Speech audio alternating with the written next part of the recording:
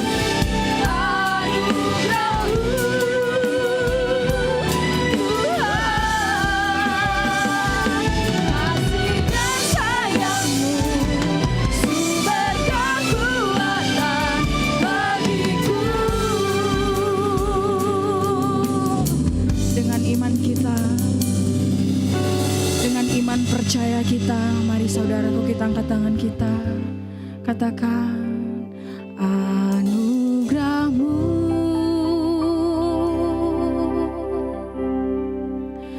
anugerah-Mu, semua karena anugerah-Mu, bukan karena kekuatanku.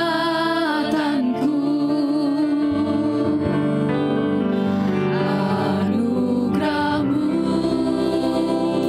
yes Lord. Anugerah-Mu, Tuhan, kasih dan sayang-Mu, sumber kekuatan bagiku. Sekali lagi katakan anugerah-Mu Bapa, anugerah-Mu,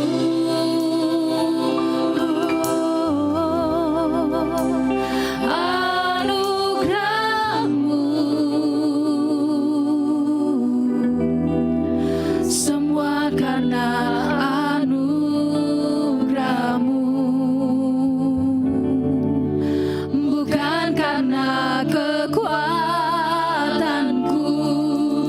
Anugerah-Mu, anugerah-Mu,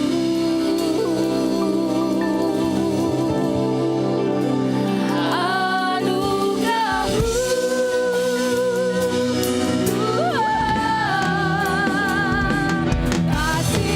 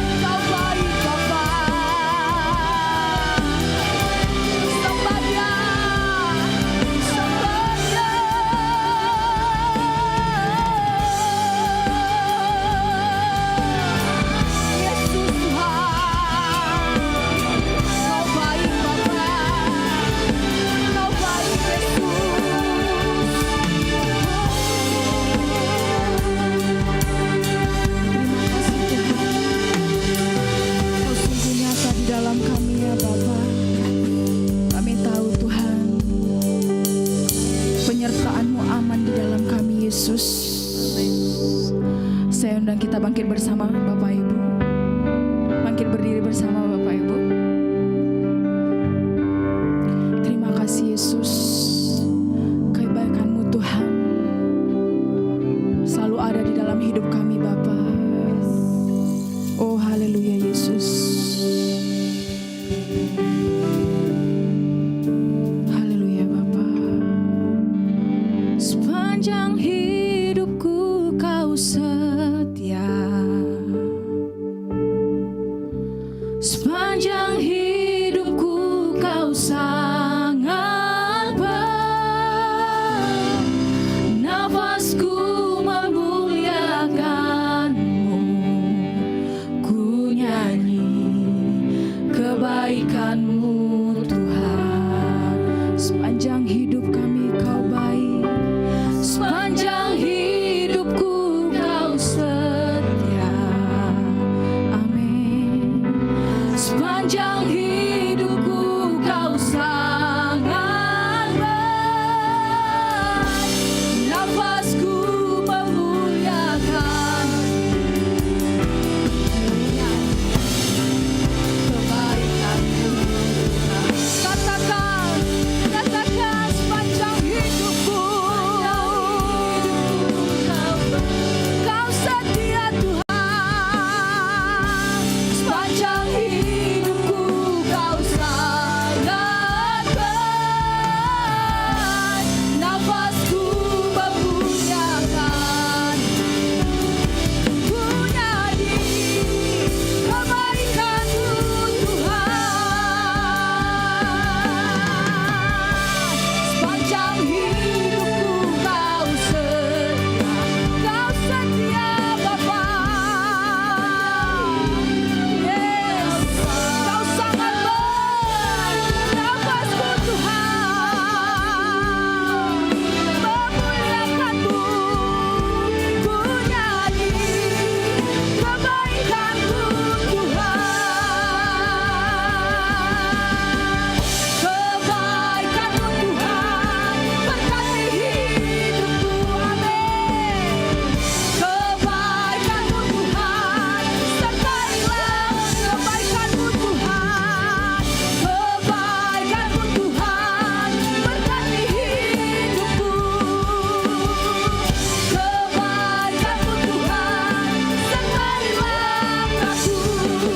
Aku bergerak datang berkembang hidupku bagimu. Kebaikan-Mu Tuhan berkati hidupku. Sama-sama kita katakan. Sepanjang hidupku Kau setia. Haleluya Yesus. Sepanjang hidupku Kau sangat baik. Nafasku Tuhan, nafasku memuliakan, ku nyanyi kebaikan-Mu. Oh, sepanjang hidupku Kau setia. Sepanjang hidupku Tuhan Kau sangat baik. Nafasku memuliakan, ku nyanyi kebaikan-Mu Tuhan. Ku nyanyi kebaikan-Mu Tuhan. Ku nyanyi kebaikan-Mu Tuhan. Beri sorak-sorak yang luar biasa untuk Tuhan kita. Kau baik Yesus. Kau sungguh baik, teramat baik di dalam hidup kami. Kami siap memuji bersorak-sorak untuk Tuhan kita. Yang siap bersorak untuk Tuhan kita katakan amin. Haleluya. Tiada terukur besar kasih setia-Mu Tuhan di dalam hidup kami. Amin. Berikan tepuk tangan yang luar biasa untuk Tuhan kita.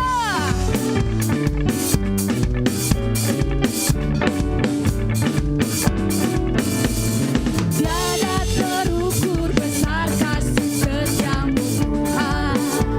Panjang dan lebarnya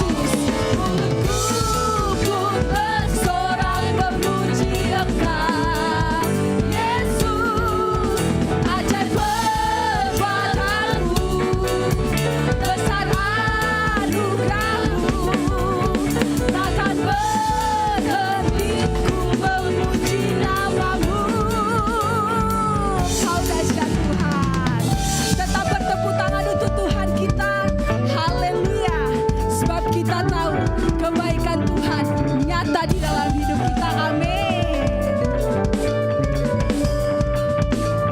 Kau dahsyat Tuhan, ajaib perbuatan-Mu, besar anugerah-Mu Tuhan. Haleluya. Yes, kami bersuka di dalam-Mu Yesus.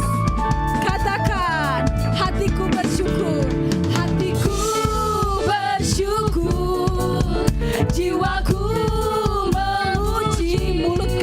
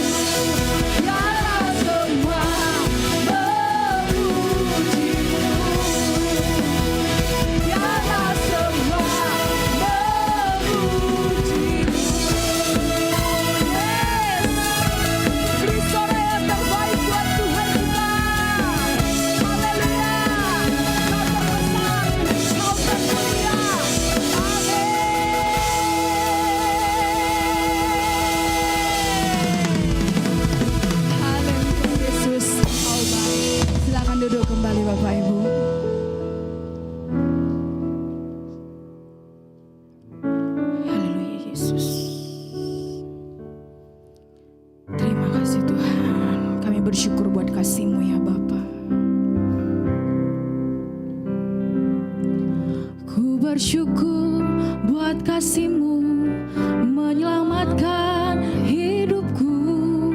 Oh Yesus, Tuhan dan Rajaku. Dengan apa kan ku balas anugerah-Mu yang ajaib? Biarlah hidupku selalu menyenangkan hati-Mu. Betapa kagum ku melihat perbuatan tangan-Mu, ajaib dan mulianya kuasa-Mu nyata dalam hidupku. Sungguh ku tak dapat mengerti besarnya karya-Mu. Oh indahnya, oh heran kasih-Mu.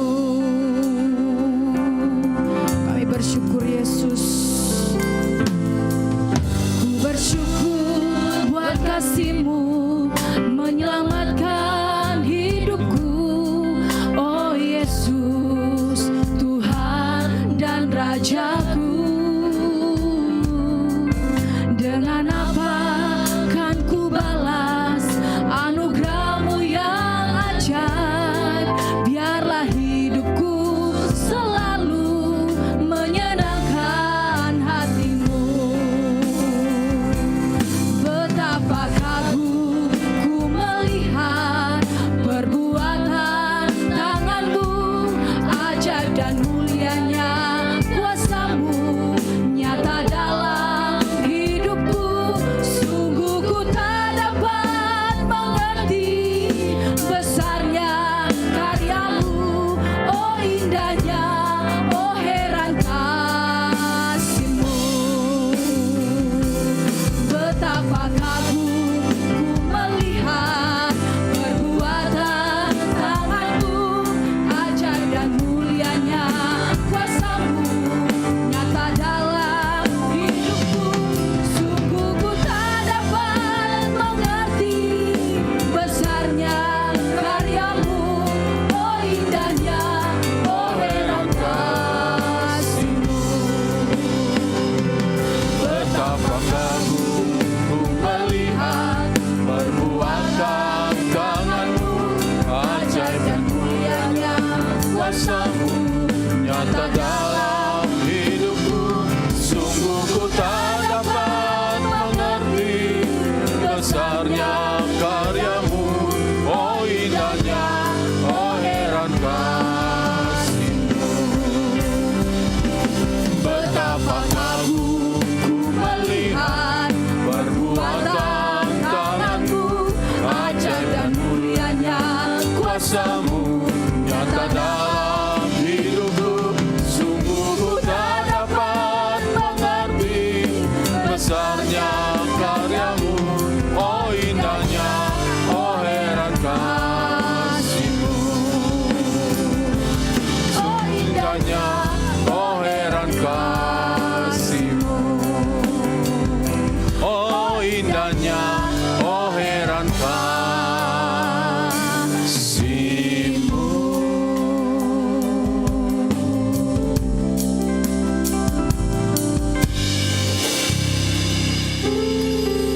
Bapa, kami bersyukur untuk hari ini. Terima kasih Tuhan untuk kami boleh berada di tahun 2025 ini.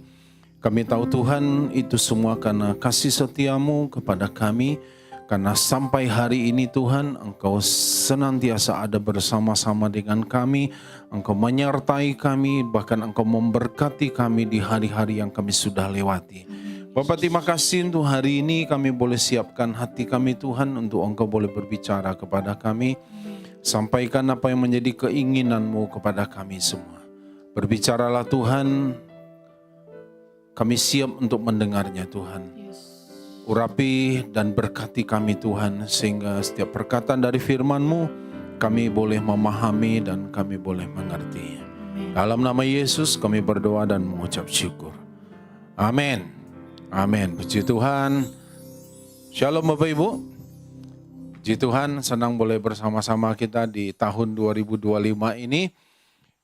Kita sudah lewati 2024, kita tahu kalau kita bisa melewati 2024 adalah karena Tuhan sudah menyertai kita.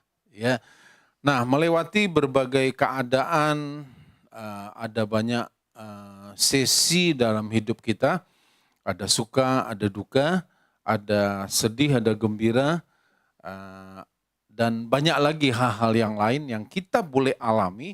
Tapi itu tidak akan pernah mengurangi kasih setia Tuhan dalam kehidupan kita. Ya, nah hari ini kita akan belajar tentang prepare the way, mempersiapkan jalan. Nah tahun ini tema kita adalah the year of preparation atau persiapan, tahun di mana kita mempersiapkan. Apa yang kita perlu persiapkan? Minggu lalu Pak Jumanto sudah sampaikan ada hal-hal yang perlu kita persiapkan, dan hari ini kita akan belajar dari sisi yang lain. Ya, kita akan buka dari Yesaya pasal 40 ayat yang ke-3 sampai yang ke-5. Yesaya 40 ayat 3 sampai 5 kita akan baca ayat ini bersama-sama. 2, 3.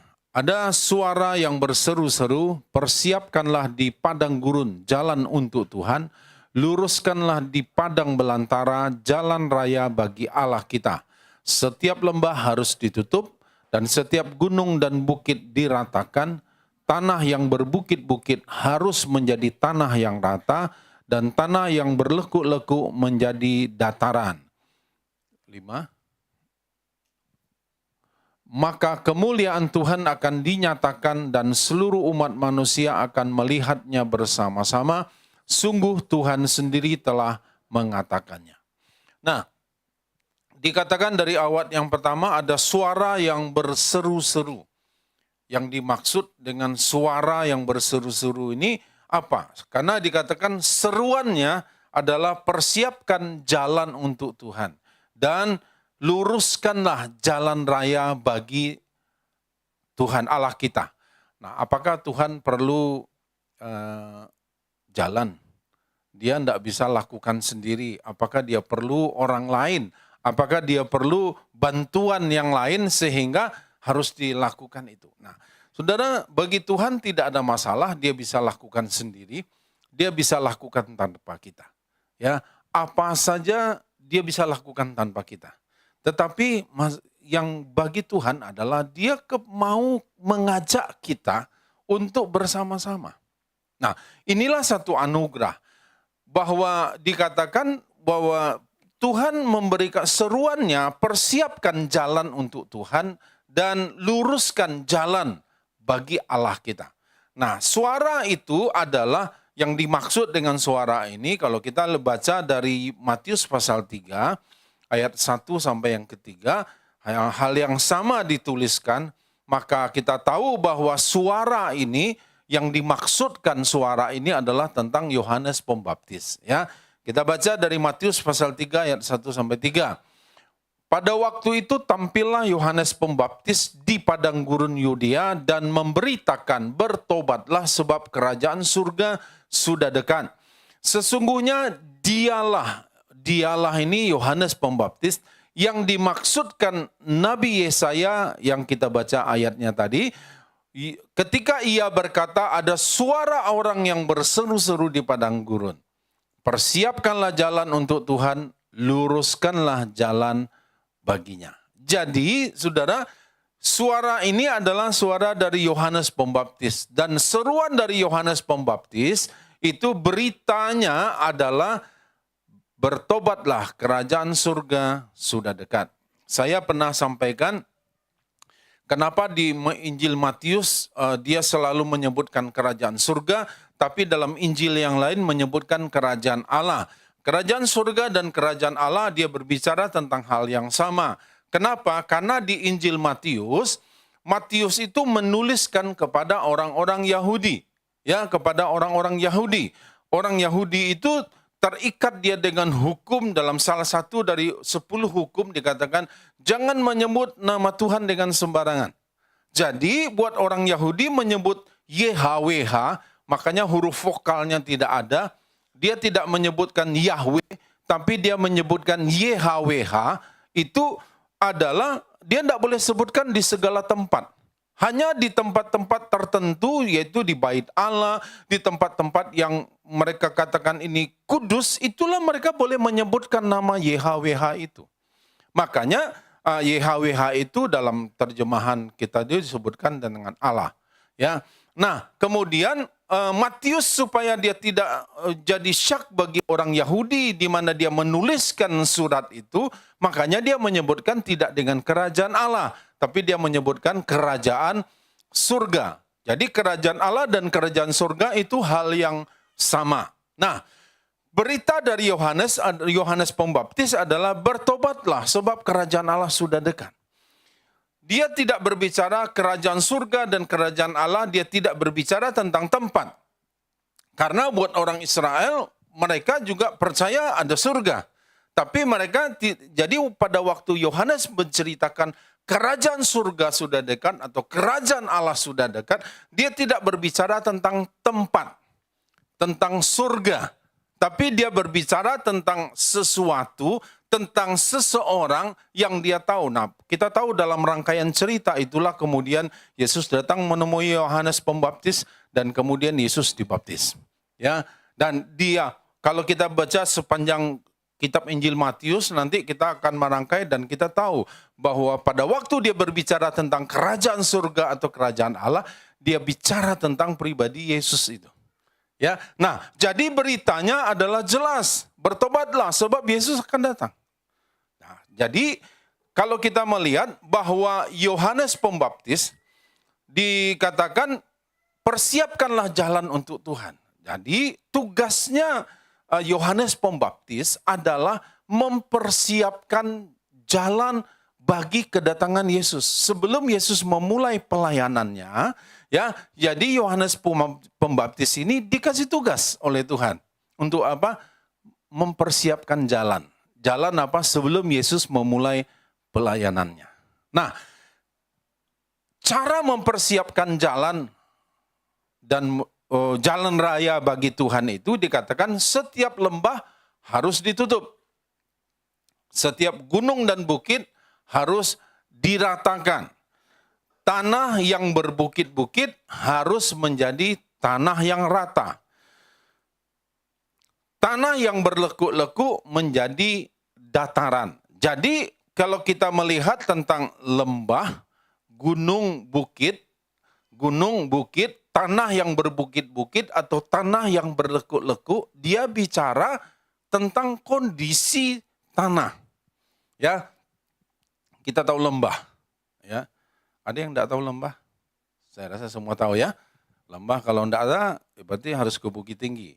Paling mudah lihatnya, lembah Harau atau lembah Sianok ya di panorama. Nah, kemudian ada lembah, ada gunung, bukit, ada tanah yang dikatakan yang berbukit-bukit. Kemudian ada tanah yang berlekuk-lekuk. Nah, jadi ini dia bicara tentang kondisi tanah. Nah, kondisi tanah.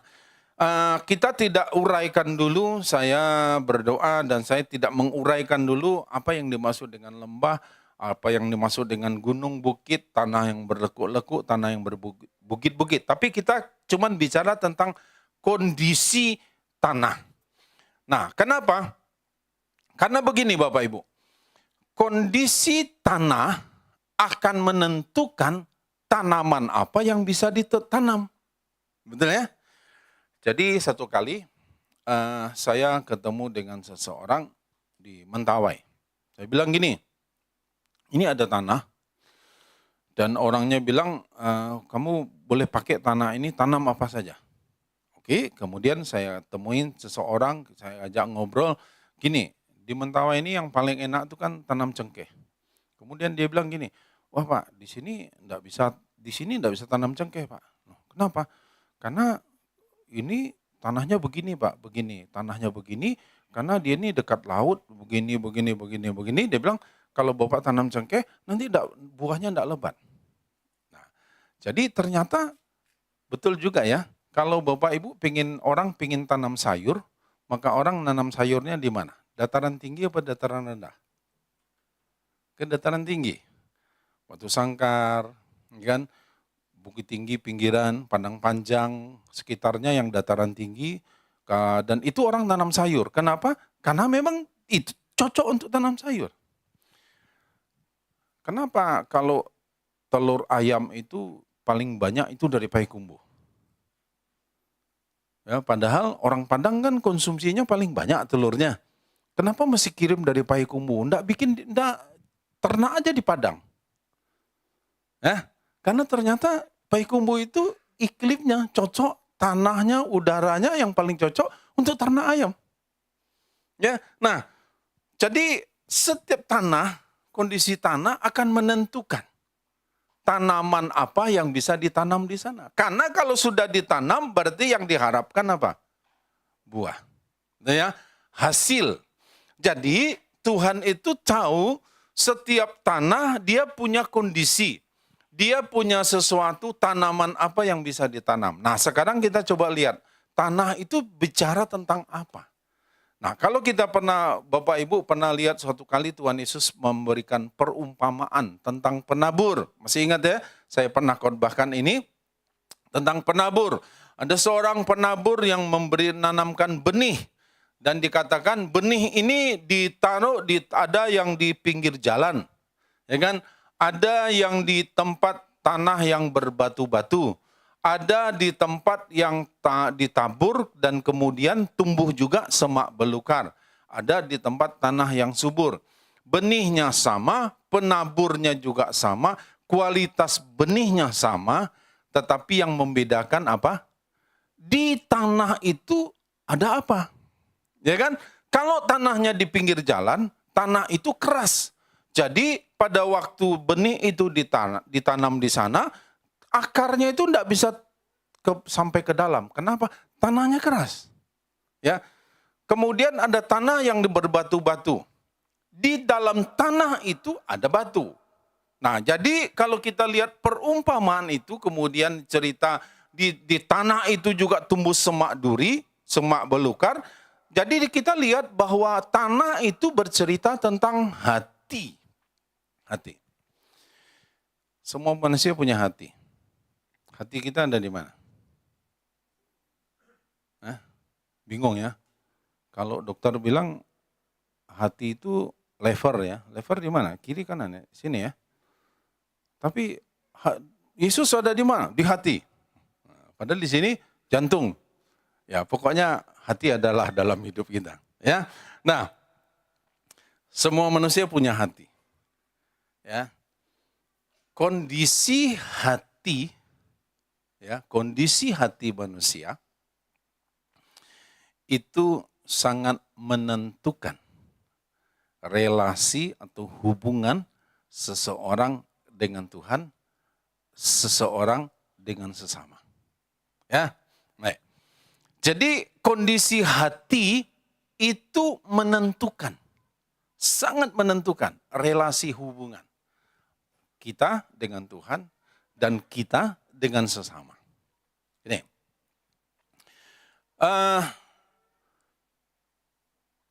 Kalau semua orang diberi waktu yang sama. Betul ya? 24 jam sehari. Di hari Minggu, semua orang punya hari Minggu yang sama. Tapi kan tergantung dari orangnya. Di hari Minggu itu, di jam-jam memang ada jam ibadah, kita mau datang ibadah atau tidak, itu siapa yang memutuskan? Kan kita sendiri. Dan semua kalau kita melihatnya, semua itu tergantung daripada hati orang itu sendiri.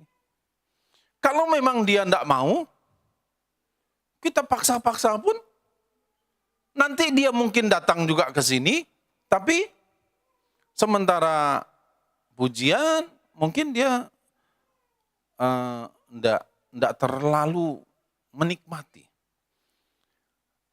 Kenapa? Karena memang hatinya tidak ada di situ. Hatinya ada di dalam tubuhnya, tapi memang sebetulnya dia tidak mau. Tapi kalau orang yang memang hatinya itu ada untuk mau datang beribadah, untuk datang melakukan firman, sesibuk apapun, dia tetap akan sediakan. Kenapa? Karena memang hatinya.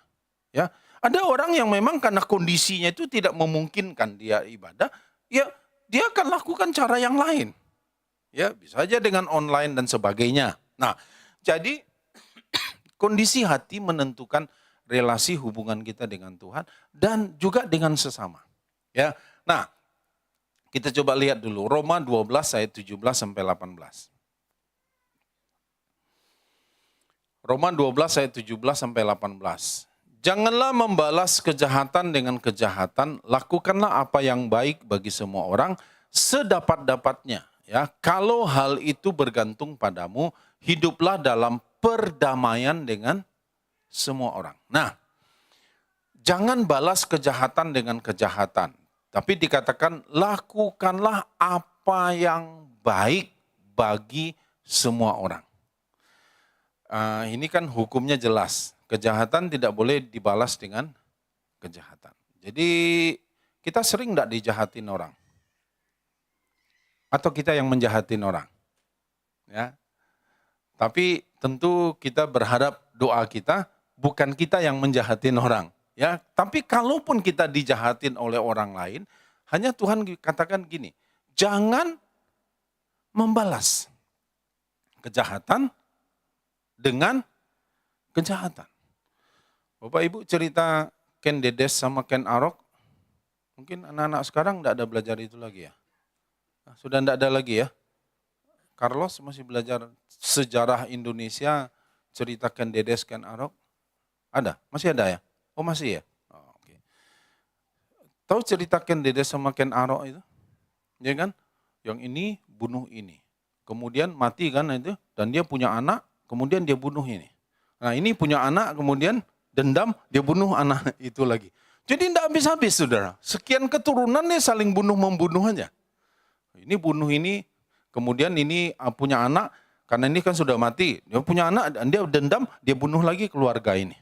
Nah ini nanti sudah mati, dia punya anak, dendam, dia bunuh lagi keluarga ini. Tidak pernah habis-habisnya.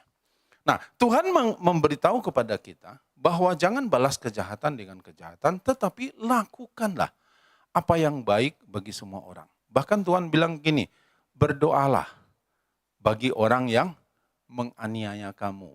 Berkati dia, jangan mengutuk. Caranya bagaimana Bapak Ibu? Tips saja. Sederhana. Di mana hartamu berada? Di mana hartamu berada? Di situ hatimu berada. Nah, berarti waktu kita memberikan sesuatu dari harta kita, sebetulnya kan hati kita ikut di harta itu. Jadi berkati orang lain dengan sesuatu dari hartamu. Untuk apa? Untuk membalas kejahatan orang lain. Mudah? Tidak mudah. Tetapi bisakah kita lakukan? Sangat bisa. Ya. Nah, Tuhan katakan begini, dan bahkan dibilang gini, sedapat-dapatnya kalau hal itu bergantung kepadamu, kita yang pegang kunci, kalau kita mau memberikan maaf apa tidak. Kita mau melakukan yang baik kepada orang yang berbuat jahat kepada kita atau tidak. Dikatakan sedapat-dapatnya kalau hal itu bergantung padamu, hiduplah dalam perdamaian. Nah, masih ingat ya? Kenapa kita harus hidup dalam perdamaian? Karena memang damai yang ada di dalam hidup kita. Masih ingat? Saya mengulang kembali. Kita hanya bisa memberi sebatas apa yang kita punya. Kita tidak akan mungkin bisa kasih orang sesuatu yang kita tidak punya. Nah sekarang gini, tinggal apa yang kita punya. Yang Bapak Ibu punya apa? Kejahatankah atau kebaikan? Kalau yang kita melakukan membalas kejahatan dengan kejahatan, berarti yang kejahatan yang kita punya, yang ada dalam diri kita. Tapi kalau kita balas dengan kebaikan, ya karena kebaikan yang ada dalam hidup kita. Kita tidak punya kejahatan, bagaimana mungkin kita berikan sesuatu yang kita tidak punya? Nah sekarang kan tinggal kita cek aja, apa yang kita punya. Ya, apa yang ada dalam diri kita? Dari mana saya tahu apa yang ada dalam diri saya? Karena ini kan sesuatu yang belum kita tahu. Ya lihatlah apa yang kita kerjakan. lihatlah apa yang kita lakukan. Maka itu akan kelihatan memang itu yang kita punya. Karena apa yang keluar dari kita selalu itu karena ada yang sesuatu dari dalam. Ya, nah saya berdoa kita semua jemaat yang kita punya hanya kebaikan. Amin. Amin. Amin. Yang kita punya hanya kebaikan. Kita tidak punya kejahatan. Sehingga pada beberapa waktu yang lalu ada seseorang yang bilang gini. Wah, ini begini. Dan kemudian saya hanya bilang dengan Bu Esther, saya bilang gini. Kita bawa aja sama Tuhan. Kenapa? Karena kita tidak punya kejahatan. Kita tidak punya pembalasan. Pembalasan itu yang punya Tuhan. Nah kalau kita balas, nanti dia marah, dia balas lagi. Kita marah, karena dibalas, kita balas lagi. Tidak pernah habis-habis. Tapi kalau kita bawa ini sama Tuhan, biarlah Tuhan ini. Tapi saudaraku kadang-kadang gini, lucunya orang gini. Udah saya serahkan sama Tuhan. Tapi kok hidupnya tambah enak ya? Harusnya kan dia, kalau sudah yang jahat itu kan harusnya. Sudah itu bukan bagian kita. Tidak usah pikirin hukuman Tuhan. Amin. Apakah saya sedang berbicara tentang seseorang yang melakukan ini? Kadang-kadang kan kita berharap orang berbuat jahat kepada kita, kita sudah melakukan kebaikan, justru kita mengharapkan yang jahat itu terjadi dalam hidup orang itu. Itu bukan bagian kita. Karena sedapat-dapatnya kalau hal itu bergantung kepadamu, hiduplah dalam perdamaian. Ya. Kadang-kadang kan orang ini kan selalu melihat dari dua sisi yang berbeda ya. Kemarin Los Angeles ya, Hollywood Hill itu kan terbakar tiba-tiba karena hutan yang terbakar dan karena angin kencang, angin menerbangkan percikan api itu sehingga meluaslah kemana-mana. Nah, kemudian muncullah berita karena sebelumnya ada di pertemuan di Hollywood itu. Dia sedang mengejek katanya siapa yang banyak dapat piala ya penghargaan. Nomor 1 itu staff dan kru ya. Nomor 2 itu mom. Yang 1 dapat 11, kemudian mom itu dapat 3 dan nomor 3 God Tuhan 0 dapat piala, dapat penghargaan. 2 hari 48 jam kemudian habis Hollywood Hill. Nah, termasuk tempat acara itu. Habis. Termasuk juga orang-orang yang punya rumah yang ikut di acara dan tertawa, senang. Karena kayaknya Tuhan tidak dapat apa-apa gitu ya. Tapi sisi yang lain ada yang bilang itu hukuman Tuhan itu. Karena dia itu presiden yang akan datang akan lakukan begini terhadap kami kaum ini. Oh itu hukuman Tuhan, neraka terjadi di sana. Sisi yang berbeda. Tapi saudaraku pelajarannya begini. Kalau ada orang yang ngejek, jangan ikut-ikutan ngejek. Ya, karena kita tidak tahu yang ejekannya dia itu ejekan terhadap Tuhan apa enggak. Jadi hati-hati ya. Nah, waktu seseorang marah. Kalau kita mengacu kepada kitab Kejadian, peristiwa Kain dan Habel, pada waktu itu dia marah, Kain marah. Kenapa? Karena persembahannya tidak diterima, persembahan Habel diterima. Dan kemudian dikatakan hati Kain panas. Ya, Tuhan ngomong sama Kain, Kain, tidakkah kamu akan berseri-seri? Mengapa hatimu panas? Tidakkah kamu akan berseri-seri kalau kamu berbuat baik? Jadi ternyata tentang waktu marah hati orang panas. Kira-kira waktu marah saudaraku coba pegang hatinya panas nak, mendidih nak. Tapi kenyataannya kan begitu ya. Kalau orang lagi marah, ya ini bukan marah tapi marahnya itu dan hatinya itu panas. Bagaimana sikap hati kita?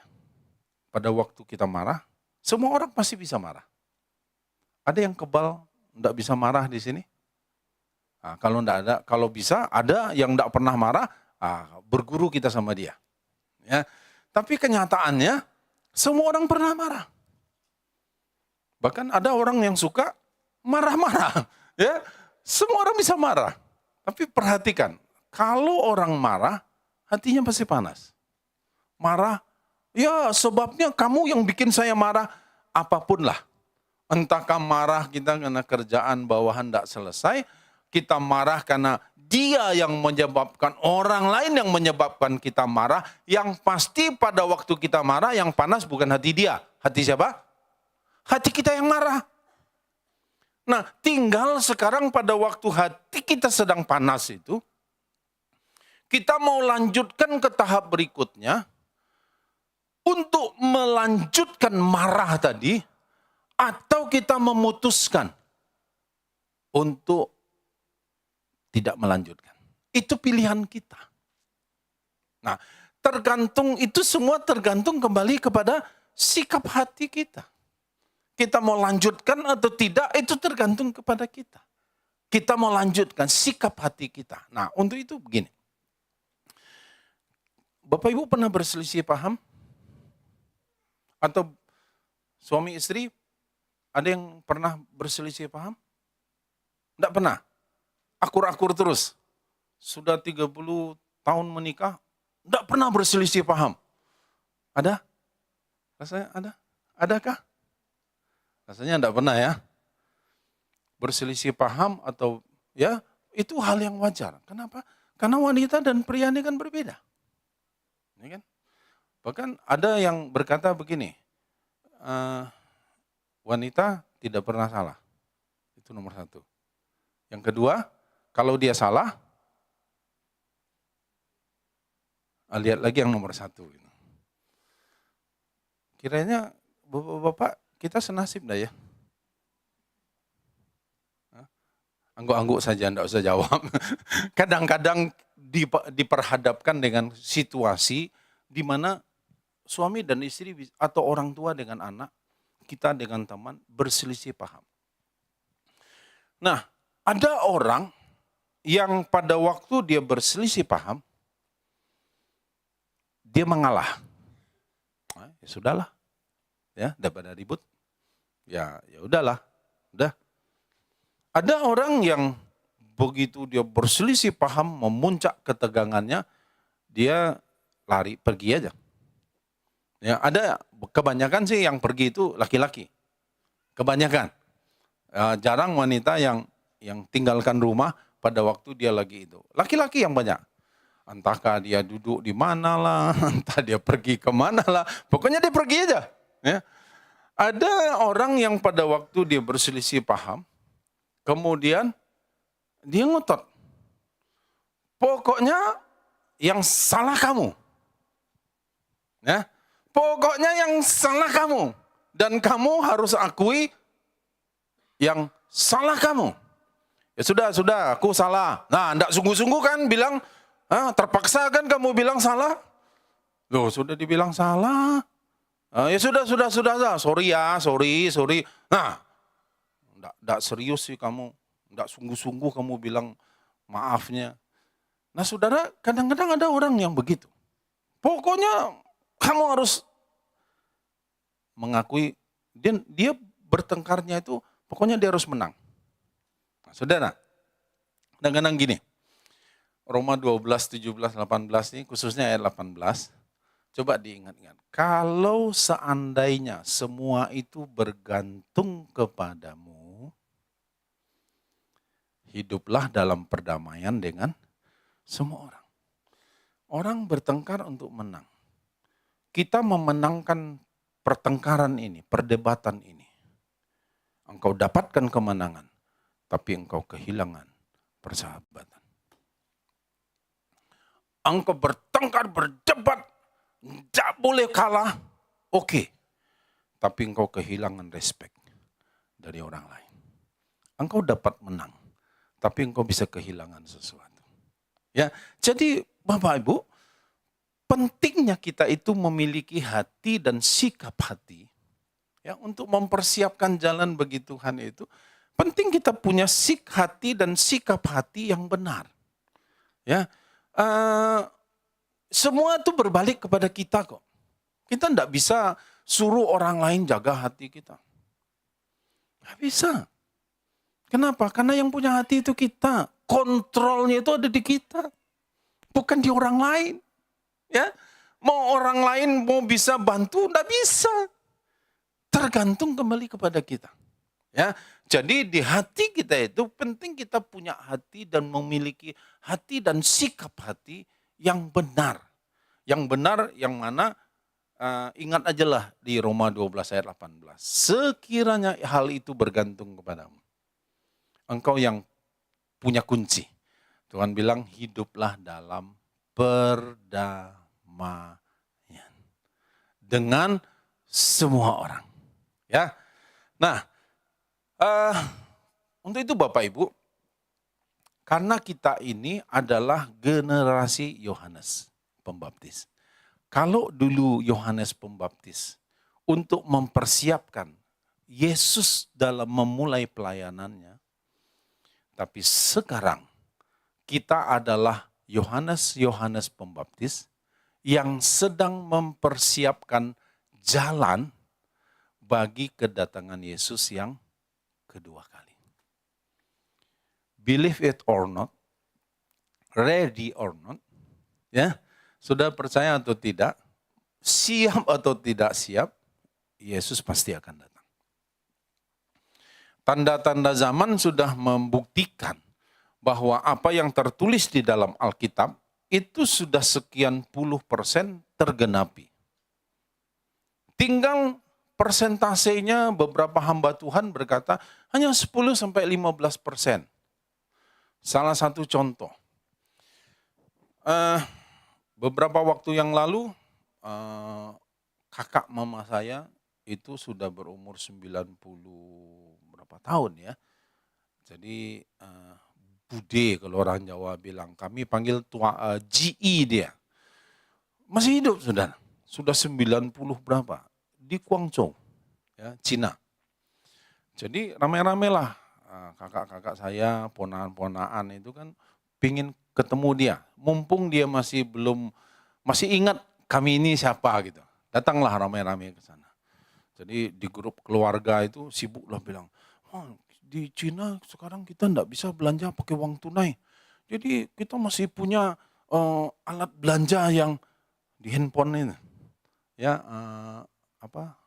WePay atau apa ya, pokoknya uangnya itu cuma di handphone. Jadi bawa uang tunai, enggak bisa bayar. Orang enggak mau terima uang tunai. Jadi enggak laku uang tunai kita. Saya lebihkan aja, enggak mau dia terima. Semua cashless ya, mesti enggak bisa uang tunai. Jadi saudara, bayar pakai handphone ya. Tidak ada kartu ya handphone. QRIS kalau sekarang di Indonesia yang masih agak tren dengan QRIS ya. Saudara, dan kemudian ini kan sebetulnya sistem. Ya, sistem pengendalian secara online. Jadi yang punya usaha, yang punya perusahaan kan tinggal cek aja. Ting, uang masuk. Oh, udah bayar. Udah bayar. Nah, saudara, suatu saat Alkitab dalam kitab Wahyu juga berkata seperti itu. Akan terjadi suatu saat, ini saya cuma sedikit membuktikan bahwa inilah akhir zaman. Nanti masa di mana antikris nanti dia akan memerintah dan dia akan kontrol dengan satu sistem. Orang tidak bisa membeli menjual tanpa melewati sistem itu. Jadi kalau kita tidak bisa membeli dan menjual, kalau tidak melalui sistemnya dia. Kartu bisa hilang, handphone bisa hilang. Cara yang paling praktis supaya tidak hilang-hilang adalah taruh di badan kita. Kenapa? Karena kemana kita pergi, dia akan ikut. Nah, dulunya beberapa tahun yang lalu saya masih mempercayai yang namanya microchip yang sebesar biji beras. Ternyata dalam perkembangan teknologi, sepersekian dari sebesar biji beras itu sudah diciptakan chip. Dan dia itu sangat kecil. Dan itu sangat mudah ditaruh di dalam tubuh manusia. Jadi suatu saat Bapak Ibu, dikatakan dalam kitab Wahyu, antikris dia akan mengontrol dunia ini. Bisakah dia kontrol dunia? Sangat bisa. Kenapa? Karena sistem sekarang ini sudah mengarah ke situ. Ya, tapi Bapak Ibu jangan takut nanti, kalau gitu kita enggak boleh pakai QRIS. Pakai aja saat ini. Ya. Tapi suatu saat nanti sistem ini akan menuju ke arah situ. Dan dia akan kontrol. Mentawai yang paling ujung, ini kan pulau terluar dari Indonesia nih. Mentawai yang paling ujung, sekarang sudah ada internet terjangkau di situ. Kenapa? Karena bisa dilihat dari satelit. Tahu itu pulau terluar. Kalau dia tidak ada internet di sana, kan tidak terjangkau. Bisa tahu.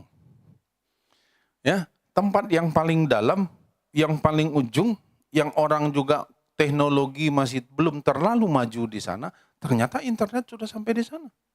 Jadi mau lari kemana saudaraku? Kalau antikris dia akan memerintah nanti. Nggak bisa. Ya, makanya kita mesti terus menjaga. Kita adalah generasi yang terakhir yang mempersiapkan jalan bagi kedatangan Yesus yang kedua. Makanya kita perlu jaga, miliki sikap hati, miliki hati itu yang benar. Ya, kalau ada orang mau buat jahat sama kita, kamu yang buat jahat. Aku akan balas dengan kebaikan. Amin. Amin. Percaya Bapak Ibu? Bapak Ibu bisa lakukan? Enggak yakin nih. Percaya Bapak Ibu bisa lakukan? Bahwa Bapak Ibu bisa membalas kejahatan dengan kebaikan?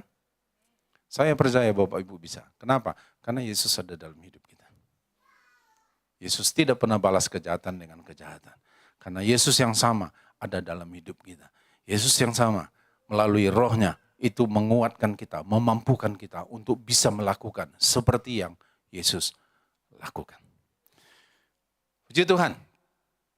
Kita adalah generasi yang dipercayakan oleh Tuhan. Untuk apa? Mempersiapkan kedatangan Yesus yang kedua kali. Ya. Nah, hari ini Bapak Ibu, Ibu Yuliana Dwi Putra dari Jakarta. Nanti Bu Yuli akan bercerita menyaksikan 21 tahun perjalanannya dari lahir baru sampai terus melayani. Bapak Ibu siap-siap ya, karena 21 tahun ini kan panjang. Cerita tahun pertama, tahun kedua, kalau 1 tahun aja ceritanya 5 menit, 21 kali 5, 1,5 jam ya Bu Yuli ya. Enggak lah, kita yakin Bapak Ibu jam 12 ini kan alarmnya kan sudah bunyi nanti. Nah, nanti Bu Yuli akan menyaksikan perjalanan bagaimana melewati kemarin dalam Women Fellowship diceritakan melewati kalau di dunia hanya ada 4 musim, musim salju, musim semi, musim panas, musim apa. Tapi di hidup kita ternyata musimnya lebih dari 4. Ya, ada musim sedih, ada musim susah, musim gembira, musim ini banyak dalam hidup kita. Tapi melewati perjalanan panjang itu, Bu Yuli menceritakan bagaimana dia bisa melewati masa-masa lembah, masa-masa gunung, bukit, ya, tanah yang berlekuk-lekuk, tanah yang berbukit-bukit itu ternyata dan dia bisa lewati itu dan memang tidak mudah, ya. Nanti Bu Yuli aja, ya. Kita sambut Bu Yuli, silakan, ya. Beri tepuk tangan bersama.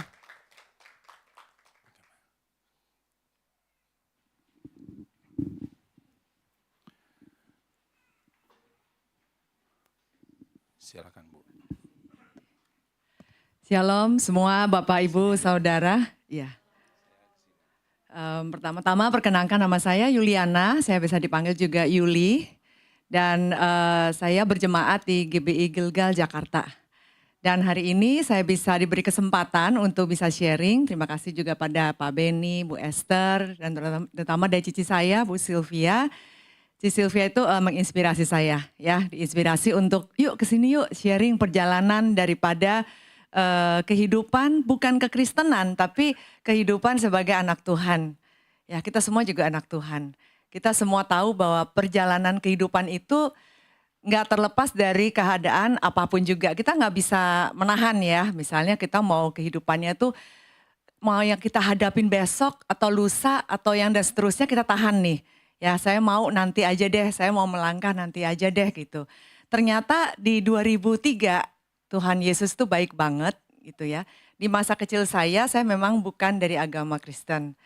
Tapi boleh dibilang aneh, tapi saya bilang bukan aneh juga kalau kami satu keluarga disekolahkan di sekolah berbasis Kristen. Ya, dan itu adalah hati Tuhan untuk kita semua. Jadi semua di sini spesial. Ya, coba katakan kanan kirinya, kamu spesial. Ya, jadi spesial itu adalah perjalanan hidup ya. Jadi hidup kita tuh nggak ada yang biasa-biasa saja.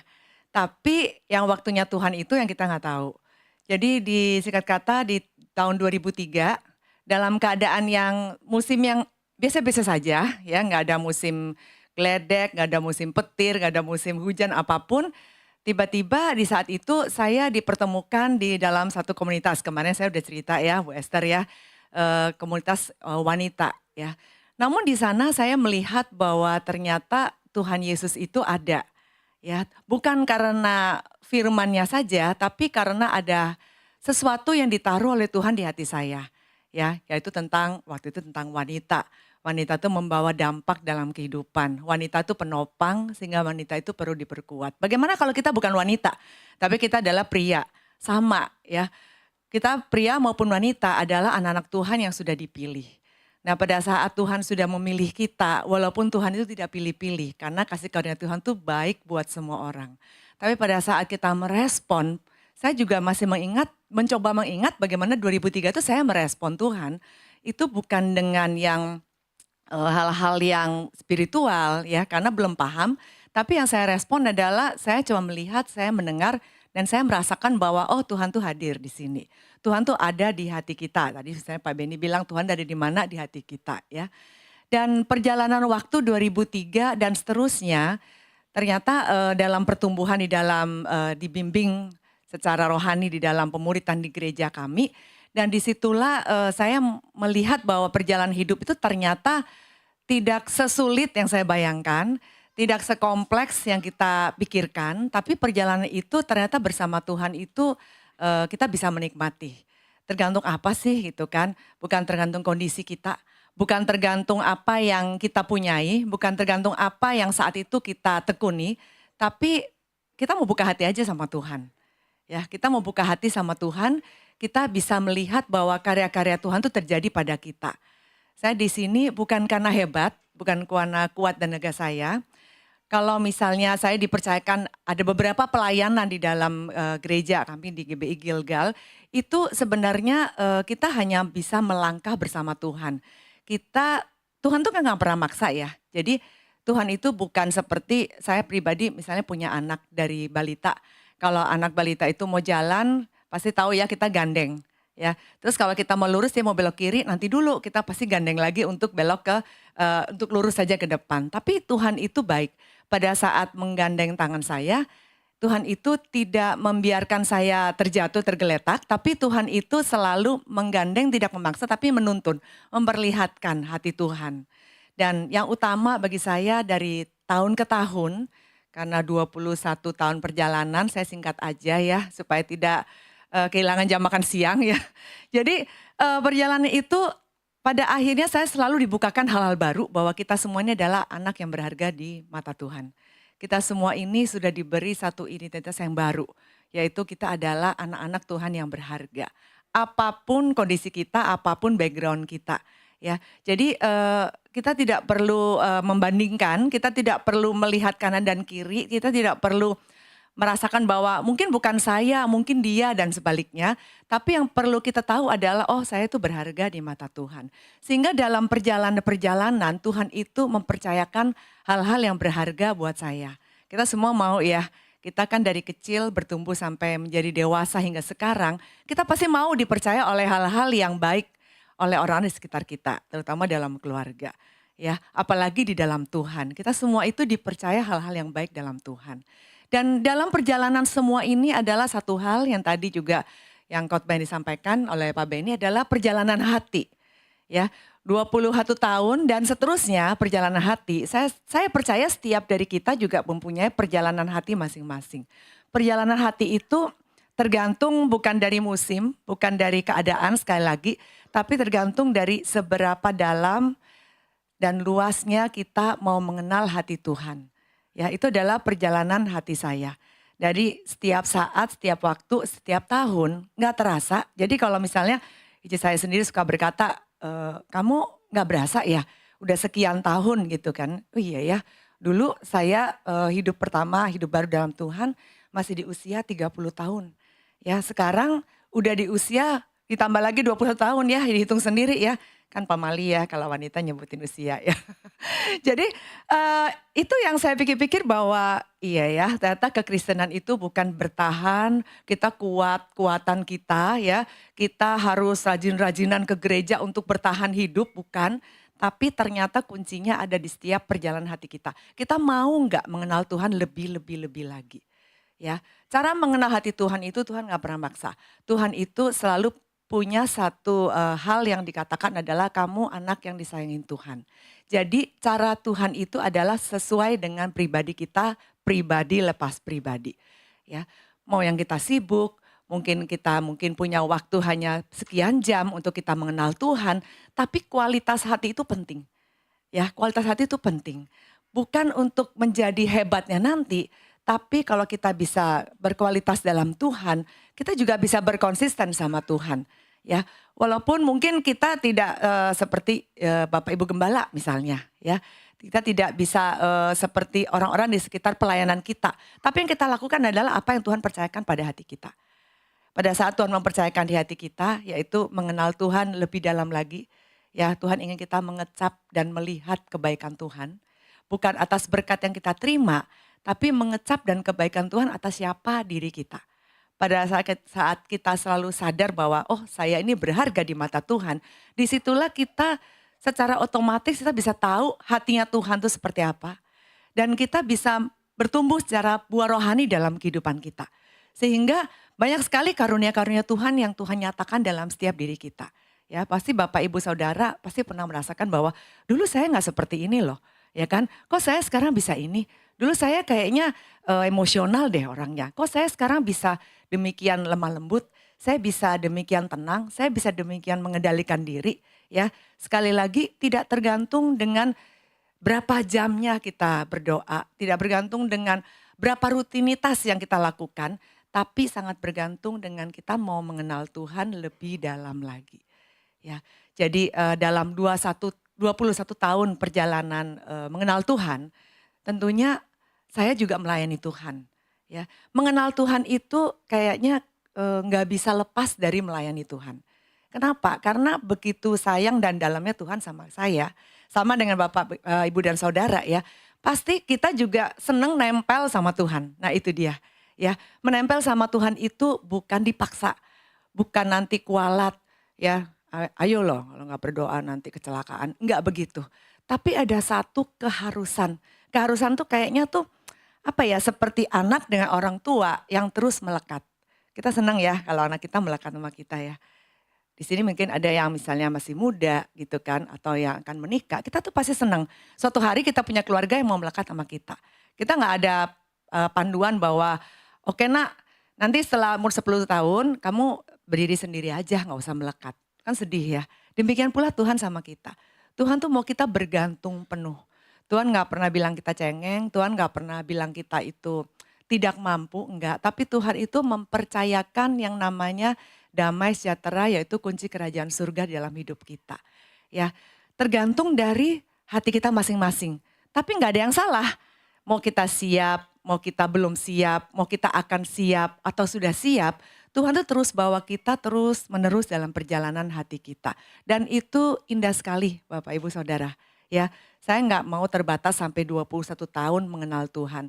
Tapi mau selama-lamanya sampai nanti Tuhan izinkan untuk dalam arti kehidupan kekal bersama Tuhan di surga. Tapi kita juga semuanya mau kan mengalami surga di muka bumi ini kan. Jadi perjalanan hati itu jangan merasa bahwa oh nanti saya masuk surga, nanti saya masuk surga, di sini masih neraka. Enggak. Ya, perjalanan hati itu kita mengalami damai sukacita bersama Tuhan di saat-saat ini. Di saat besok, kita nggak tahu hari esok itu seperti apa. Tapi kita tahu kalau kita mau melekat bersama Tuhan, kita mau mengenal Tuhan lebih lagi, disitulah kuasa Roh Kudus bekerja. Disitulah kuasa Roh Kudus menumbuhkan yang namanya buah roh dalam hidup kita. Nggak ada yang kebetulan. Ya, saya pernah dengar dari satu anak family cell member yang saya bimbing, mereka bilang, Ci, buah roh itu kan masing-masing gitu kan. Berarti siapa nih yang nanam buahnya itu tanda kutip beli di mana, bagaimana caranya bisa punya buah itu, bisa punya bibit benih itu. Tapi Tuhan itu kan luar biasa ya. Semua di sini yang udah percaya dengan iman diselamatkan. Benih itu sudah ada, 9 buah roh itu sudah ada. Nah bagaimana cara kita itu menumbuhkannya? Bukan kita, tapi cukup melekat sama Tuhan. Kayak kita handphone di charge ya. Kita melekat sama sumbernya. Benih-benih itu bereaksi sendiri, benih itu bertumbuh dengan sendirinya. Karena yang menumbuhkan itu juga Tuhan sendiri. Tuhan Yesus yang menumbuhkan di dalam diri kita. Ya, bukan terus kalau gitu kita bermalas-malasan aja ya. Kayaknya nggak ada kata malas kalau kita melekat sama Tuhan. Kenapa? Begitu melekat sama sumber, kita disegarkan. Begitu melekat sama sumber, kita diberi kedamaian. Begitu melekat sama sumber, kita dibukakan hal-hal yang baru. Sehingga bukan kuat dan hebat saya 21 tahun mengenal Tuhan, sama dengan hebatnya Bapak Ibu dan Saudara mengenal Tuhan dengan kehidupan masing-masing. Tapi satu hal yang saya selalu terkagum-kagum adalah luar biasa Tuhan, karena kasih karunia Tuhan saja, sehingga saya masih bisa dibukakan lagi, melihat, mengecap betapa baiknya Tuhan itu. Ya, baiknya Tuhan itu tidak kelihatan dari materi, tidak kelihatan dari semua yang bisa kita lihat, tapi yang paling berharga adalah kunci kerajaan surga, yaitu damai sejahtera di hati.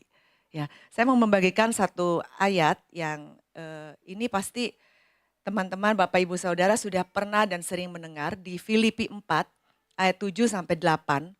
Itu dikatakan damai sejahtera Allah yang melampaui segala akal akan memelihara hati dan pikiranmu dalam Kristus Yesus. Bagaimana sih kita bisa dipelihara oleh damai sejahtera? Kuncinya ini, jadi akhirnya saudara-saudara, semua yang benar, semua yang mulia, semua yang adil, semua yang suci, semua yang manis, semua yang sedap didengar, semua yang disebut kebajikan dan patut dipuji, pikirkanlah semuanya itu. Ya, kita terbatas, tapi pikirkan firman Tuhan. Pikirkan setiap ayat-ayat yang ada. Pikirkan semua hal-hal yang baik, yang bukan berasal dari dunia ini, yang tadi seperti Pak Benny bilang bahwa kejahatan dibalas dengan kebaikan seperti itu ya. Nggak bisa pakai logika, tapi pikirkanlah bahwa semuanya itu adalah yang penting untuk menjaga damai sejahtera di hati kita. Jadi perjalanan untuk menjaga hati itu tidak tergantung senioritas kita, berapa tahun kita mengenal Tuhan. Tidak tergantung dari, oh mungkin kita dipanggil menjadi nanti hamba Tuhan. Belum bergantung itu aja, tapi pikirkan semua hal-hal yang ada di dalam firman Tuhan. Semua itu adalah kasih. Semua itu adalah hal-hal yang Tuhan ingin kita lakukan sebagai perpanjangan tangan Tuhan. Jadi setiap di sini kita semua ini adalah perpanjangan tangan Tuhan. Kita semua di sini adalah kasih-kasihnya Tuhan. Jadi kalau Tuhan sudah berkorban buat kita, memberikan kasihnya yang begitu berharga, Tuhan tidak perlu kita berkorban buat Tuhan. Tapi Tuhan mau kita menjadi perpanjangan tangan kasih Tuhan. Jadi melalui apa? Perjalanan hati. Ya, siapkan hati kita masing-masing, apapun kondisi pribadi kita, apapun keadaan kita, apapun rumah kita, kalau kita menyiapkan hati kita, disitulah Tuhan bertahta di dalam hati kita. Dan itulah mau saya sharingkan dalam perjalanan selama 21 tahun lebih. Ya, saya percaya Bapak, Ibu, dan Saudara di sini semua juga pasti mempunyai perjalanan hidup bersama Tuhan yang luar biasa. Tapi yang satu hal adalah jaga hati kita. Karena disitulah terpancar kehidupan. Terima kasih, Tuhan Yesus memberkati.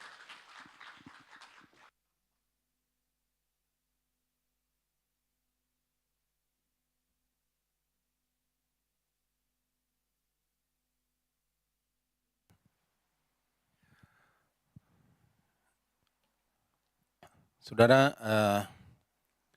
bahwa Tuhan mau hati kita terpelihara dengan baik. Ya,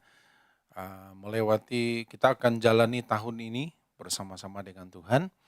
Tahun 2025 menurut pakar ini, pakar itu, keadaan tidak akan lebih baik. Tetapi selagi kita bersama-sama dengan Tuhan, maka kita akan terpelihara dengan baik. Amin.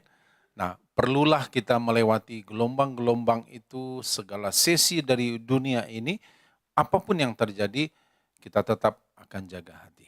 Kita dipercaya oleh Tuhan menjadi orang-orang yang mempersiapkan kedatangan Tuhan yang kedua kali. Mari kita berdoa.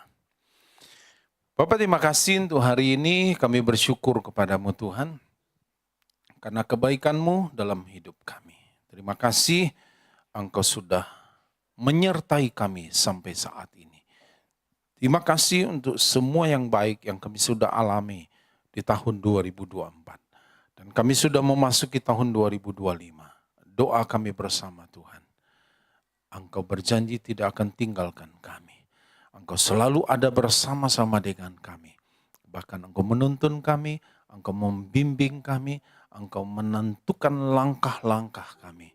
Kami tahu Tuhan, kami akan berjalan dalam jalan kemenangan-Mu. Karena Tuhan, Engkau bersama dengan kami. Hamba berdoa dan memberkati setiap anak-anak-Mu.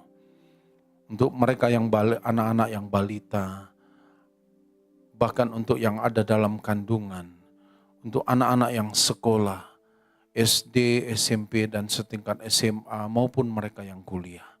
Dan juga untuk mereka yang bekerja. Untuk setiap keluarga demi keluarga. Hamba berdoa Tuhan. Kiranya kami terus menengadahkan wajah kami kepadamu. Engkau yang menyinari kami dengan kasih setia-Mu Tuhan. Engkau terus yang akan menuntun langkah kami. Kami membawa keluarga kami kepadamu Tuhan. Kami tahu yang terbaik selalu Tuhan berikan kepada kami. Berkati Tuhan setiap usaha, setiap pekerjaan daripada anak-anak-Mu. Biarlah tahun ini Tuhan kami akan muliakan Engkau Tuhan. Dengan apa yang Tuhan boleh nyatakan, berikan dalam kehidupan kami. Kami bersyukur kepadamu Tuhan dan kami akan terus bersyukur kepadamu. Kami akan jalani tahun ini dengan penuh sukacita, dengan damai sejahtera-Mu. Karena Tuhan Engkau ada bersama-sama dengan kami. Ini hati kami Tuhan. Kami akan menjaga hati kami ini Tuhan. Yesus terus bertahta dalam hati dan hidup kami. Terima kasih Bapa di surga. Terima kasih, terpujilah nama-Mu Tuhan. Dalam nama Tuhan Yesus kami berdoa dan mengucap syukur. Haleluya. Amin. Amin. Kita akan dengarkan suara gembala dalam minggu ini.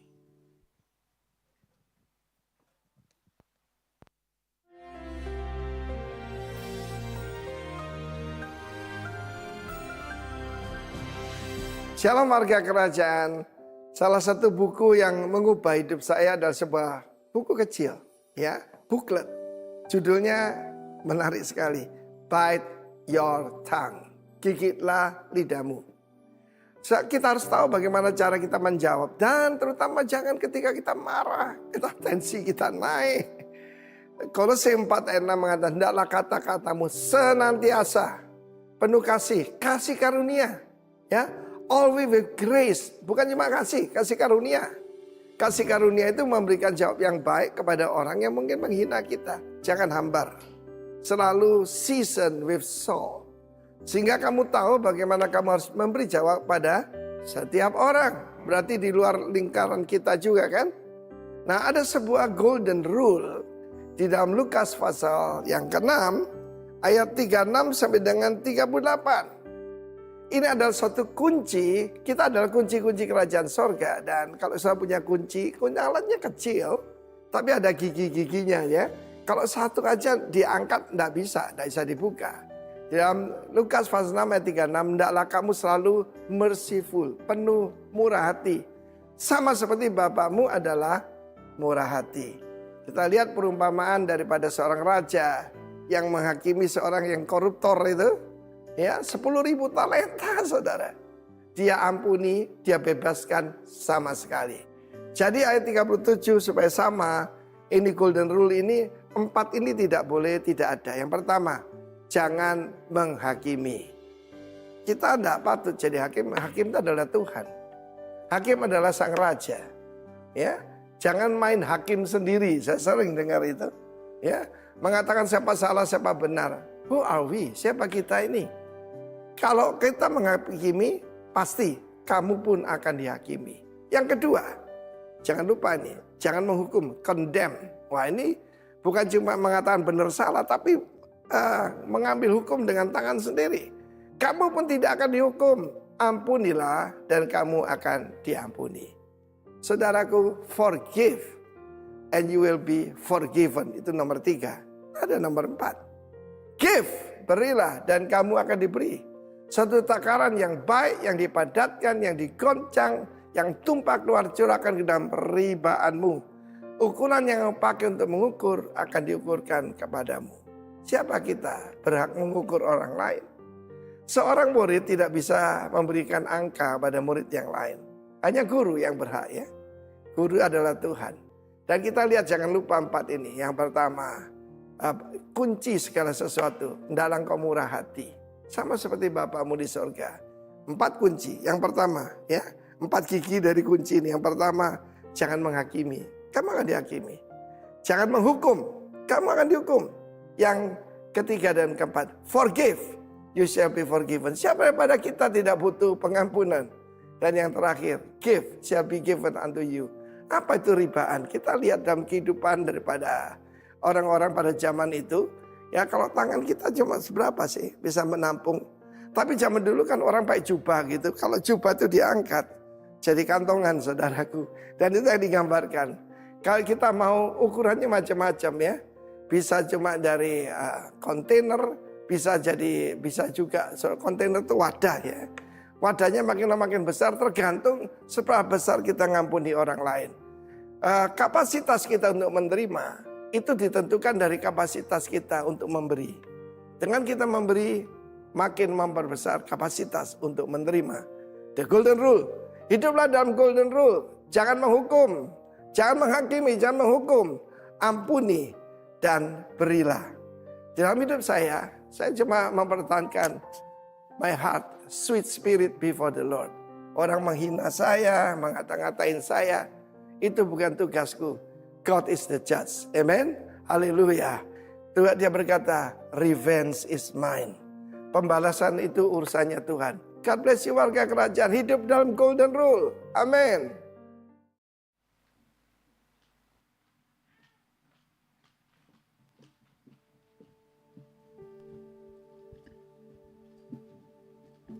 Saya undang kita bangkit berdiri bersama-sama Bapak Ibu. Kita akan mengakhiri ibadah kita.